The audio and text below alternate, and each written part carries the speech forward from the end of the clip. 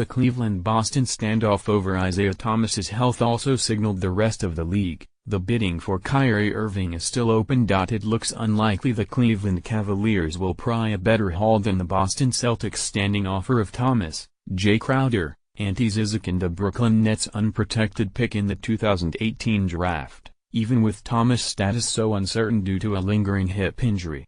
That may embolden Boston to draw the line at one or two more second-round picks after Cleveland finally asked them Tuesday night for extra compensation. Boston was forthright about the injury in talks with Cleveland before the teams agreed to a trade on August 22, sources say, but Cleveland's doctors may come to a different conclusion about Thomas' prognosis for the coming season, the last before LeBron James enters free agency as a flight risk again. If recovery from various hip ailments, including a bone bruise, does not proceed smoothly, there is at least a slight chance Thomas would miss most of the 2017-18 season, sources say. Thomas disagrees. That is the risk for Boston if this deal is voided, the source of whatever leverage the Cavs have in spite of their broken relationship with Irving. If Thomas can't go, who is playing point guard for a Boston team that wants to win 55 games next season? Boston is confident it can get by with more playmaking from Gordon Hayward and Al Horford, and better point guard defense from Terry Rozier and Marcus Smart. But the offense would take a hit on some nights. After a 10-year layoff from coaching, the ESPN broadcaster is leading a Team USA squad that is full of minor leaguers in the only way he knows, total immersion. Boston, Chicago, Golden State and more teams are seeing a big gap between expectations in Vegas and our RPM projections. Kevin Pelton looks at the disagreement. Whether LeBron and his people like it or not, this deal for the Cavs was always about that Brooklyn pick.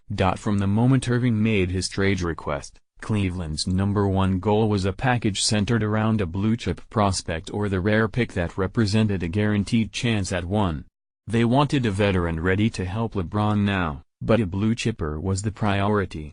Landing that and a veteran who could replicate Irving's secondary scoring would be a teensy needle to thread. It's easy to say LeBron is Cleveland's point guard, and dismiss the need for anyone else who can dribble and pass. But LeBron needs a second star to soak up some of the creative burden. Any superstar who wants to play in June needs that. Derrick Rose is not the answer. The Milwaukee Bucks lurk on the fringes of the Irving bidding with an offer centered around Malcolm Brogdon, the reigning NBA Rookie of the Year, and Chris Middleton, sources say.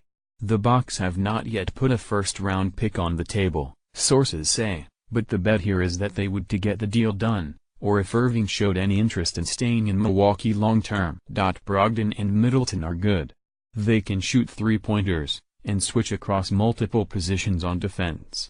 They are tailor-made to help the Cavs mimic the Golden State Warriors, the only team LeBron really cares about right now. They each provide some secondary ball handling around Giannis Antetokounmpo. They do fine with that stuff in the regular season against most teams. Brogdon is a point guard by trade, and Middleton can post up mismatches and run nifty pick and rolls on the left wing. But compared to Irving, they are almost 3-and-D guys.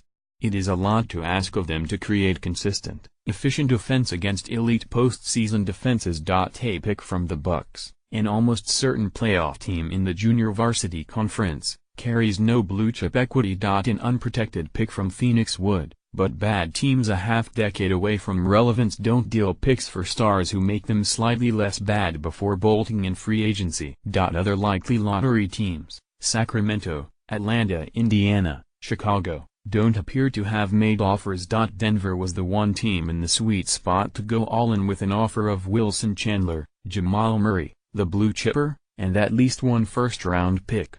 They are at little risk of coughing up a top 10 pick, with a need at point guard and a roster that generally fits Irving's aging curve. Denver never ventured nearly that far. There are obvious reasons for their reluctance: Irving's free agency in 2019, the Warriors, the challenge of building a defense bookended by Irving and Nikola Jokic, the expense of an Irving-Jokic-Gary Harris core. Jokic's defensive deficiencies have been overstated. Cleveland may have concluded that package didn't bring LeBron enough present-day help. But unless Irving's representatives made it clear he would not stay in Denver long-term, The Nuggets might be the one team who should have thought harder about challenging Boston. Phoenix was never moving Josh Jackson, and there is minimal Irving buzz around them now.